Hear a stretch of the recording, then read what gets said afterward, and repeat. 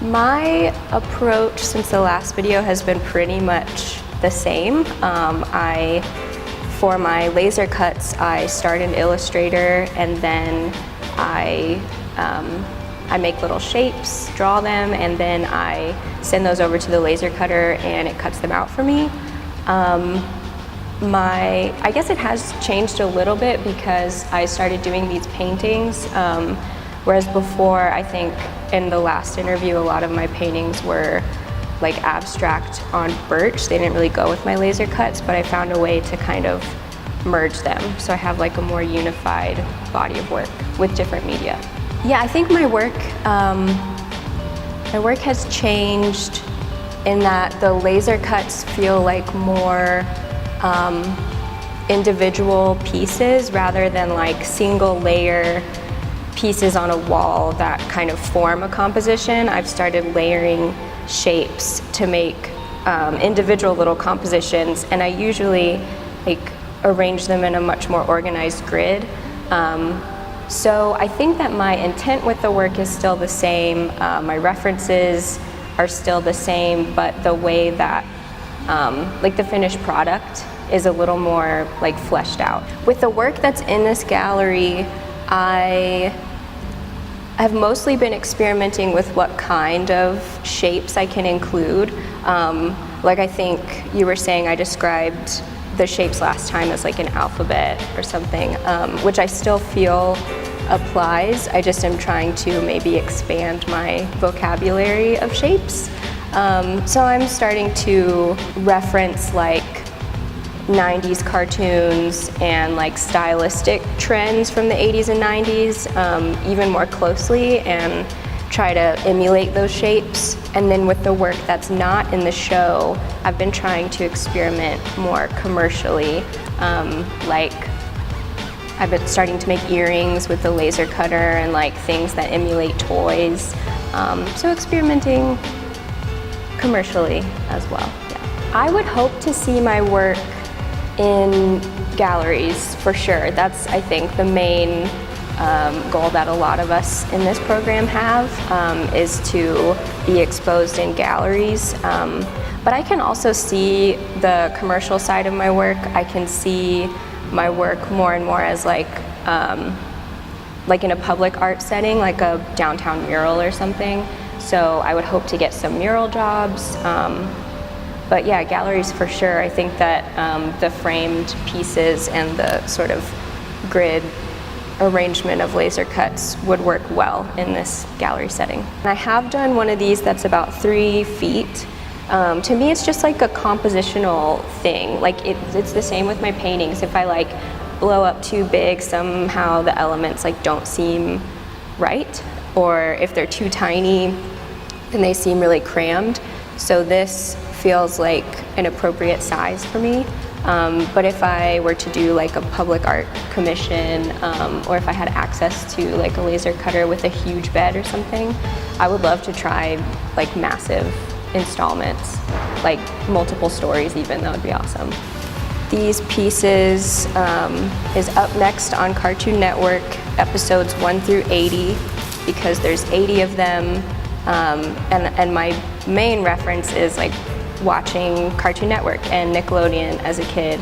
And that was something that you'd always hear, like, up next on Cartoon Network is this show. And I feel like I call them individual pieces, but I guess they could also be like individual little episodes, like episodes of laser cutting. So that's where the title came from. And I feel like when people look at them, they see like Nickelodeon, or do you remember what the old Taco Bells used to look like? That kind of stuff, SpongeBob. So I just wanted to make it really obvious that that's what I'm referencing. I feel happy when I'm making these, like through the whole process. So I think that I would hope people feel the same way. I use my work as sort of like an escape. Like I think a lot of people make work really confronting certain issues, and I think that that's very important. I just choose to kind of escape the issues and go back to like being an 8-year-old and watching cartoons. So I hope that people, when they step into my space, it's like like a breath of fresh air, like, I don't know, no worries, nostalgia, looking back on better times. I think it's great to have recognition like that. I think, to me, it means that it's resonating with people. Like you were saying earlier, that people feel something when they view art, so hopefully if my work is like on the cover of the symposium program or something, or another publication, that people feel happy when they look at it and they're like, oh, I want to go to this thing because there's like really positive feeling work on the cover. I think while I've been here, I've learned how to talk about my work better.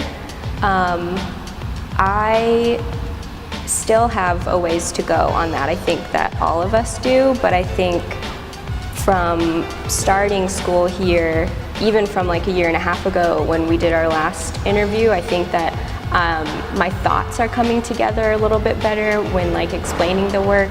It feels more unified, and I think I've learned how to take my thoughts about these things, nostalgia and all that, and like make a finished product that really represents it a lot better. I would tell a prospective student that it's challenging. I'm tired all the time, but I'm very happy. I think that grad school is an awesome place to be. You basically, I think I said this last time, like you just get to do your work, like whether you're a painter, photographer, sculptor, you just make your work and get constructive feedback and make your work better. So I think that this is a good program to do that in. Like TW, at least the art program, is very small. I think it's growing a little bit, but there's like a real sense of community. Like I've made real actual friends, while also like getting good feedback from them. Like there's a sense of trust in this program. I think it's really healthy, and the professors are helpful as well. I've just had a really good time here during my 3 years. I'm graduating in May, which is exciting but scary. And yeah, if people want to keep up with my work, hopefully I get more shows or commissions. My Instagram is BBGRVTT.